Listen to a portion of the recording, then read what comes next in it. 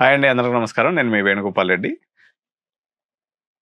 ఈరోజు 10వ తరగతి చదివినటువంటి విద్యార్థులు, తల్లిదండ్రులు గూడా సార్ మాకు ఏవియేషన్ ఫీల్డ్‌లోకి రావాలనుంది. ఏం జేయాలి? ఎట్లా రావాలి?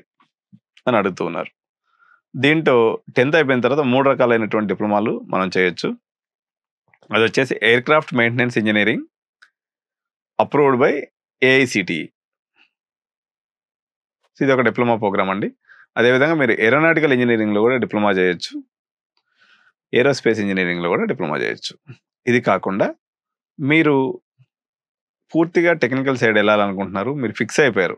ఏమి అసలిక ఎట్టి పరిస్థితుల్లో మీరు ఏవియేషన్ రంగం అని 100కు 100% ఫిక్స్ అయిపోయినటువంటి డబ్బులున్నటువంటి పేరెంట్స్ మాత్రం aircraft maintenance engineering approved by EASA కూడా మీరు చేయొచ్చు. But is a costly option. మీకు దీనికి మనం ఇది చేసుకుంటూ ఇదొక 4 ఇయర్స్ పట్టిందనుకుందాం. 4 ½ ఇయర్స్ పట్టినట్లయితే మనము ఎన్ఐఓఎస్ ద్వారా ఇంటర్మీడియేట్ చేసేయొచ్చు. అదేవిధంగా లాస్ట్ 3 ఇయర్స్‌లో ఏ బీఎస్ ప్రోగ్రామో లేకపోతే బీఎస్సీ ప్రోగ్రామో చేసుకొని ఇంటర్, డిగ్రీ తోటే మీరు బయటకొచ్చేయొచ్చు.